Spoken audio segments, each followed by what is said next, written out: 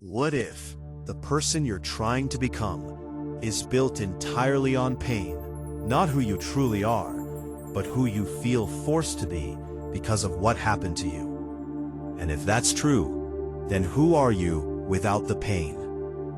That is the internal conflict of Sasuke Uchiha in Naruto, because Sasuke's story is not just about revenge, it's about identity. The struggle between who he was, who trauma turned him into, and who he ultimately chooses to become. Sasuke's journey begins with loss, but not just any loss, it's betrayal. The destruction of his entire clan at the hands of someone he trusted the most, his brother, Itachi. And for a child, this kind of trauma does something profound. It doesn't just create pain, it creates a narrative, a story about the world, about people, about what life means. For Sasuke, that story becomes simple. The world is cruel, and the only way to survive in it is through strength. But more importantly, through revenge. Because revenge gives his pain direction, it gives him purpose, it gives him something to hold on to in a world that suddenly feels empty. Without it, there would be nothing, just loss, confusion, and unanswered questions. So Sasuke builds his identity around it. He is not just a survivor, he is someone who will avenge. And that identity becomes his foundation.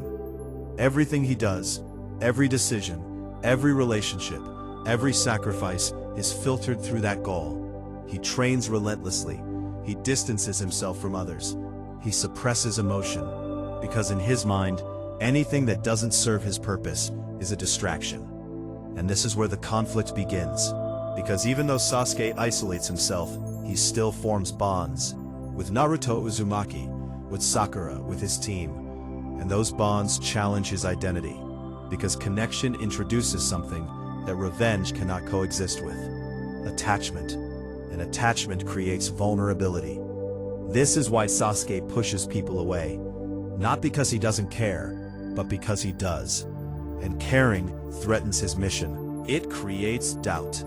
And in his mind, doubt is weakness. So he makes a choice. He chooses vengeance over connection. And that choice leads him down a darker path. Because the deeper he goes into revenge, the more his identity narrows. He becomes defined by one thing, one goal, one emotion. And when your identity becomes that focused, it becomes fragile. Because what happens when that goal is achieved? What happens when the revenge is complete? Who are you then? This is the question Sasuke is forced to confront. Because when he finally faces Itachi, the truth is not what he expected. The narrative he built his entire identity on begins to collapse. And in that moment, he loses more than just his enemy. He loses his purpose. This is one of the most critical psychological moments in his journey. Because when your identity is built around a single belief, and that belief is shattered, you are left with nothing. And that emptiness is dangerous. Because it creates a need to rebuild, quickly, to find a new purpose, a new direction, a new identity.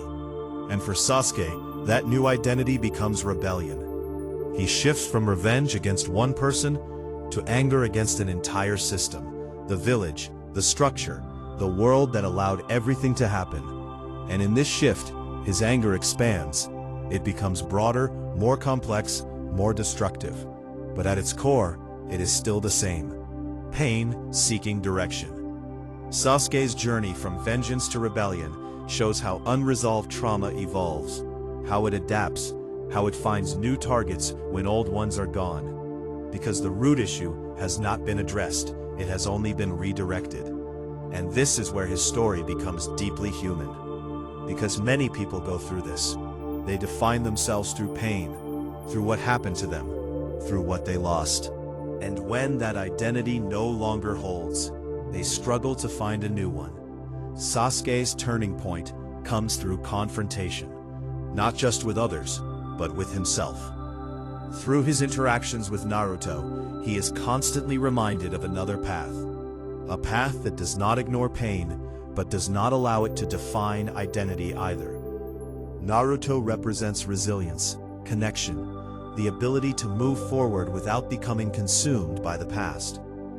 And this creates internal conflict, because Sasuke begins to see that his path is not the only option, that he has a choice.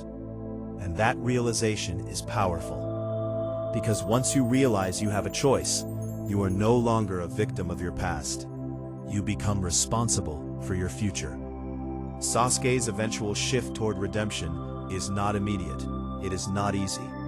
It requires him to confront everything he has done, everything he has believed, everything he has become. It requires accountability, reflection, change, and most importantly, it requires letting go. Letting go of the identity he built around vengeance. Letting go of the need to define himself through pain. Letting go of the belief that strength comes only from isolation. And that is one of the hardest things anyone can do.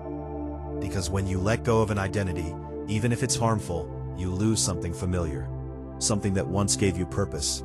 And stepping into the unknown, into a new version of yourself, requires courage. But that is where growth happens. Sasuke's redemption is not about becoming perfect. It's about becoming aware. About recognizing that his past influenced him, but does not have to control him. That his choices from this point forward can be different. And that difference is what defines his true strength. Because strength is not just about power. It's about transformation. It's about the ability to look at who you were and choose to become something better. At the end of the day, Sasuke Uchiha is not just a story of vengeance. He is a story of identity.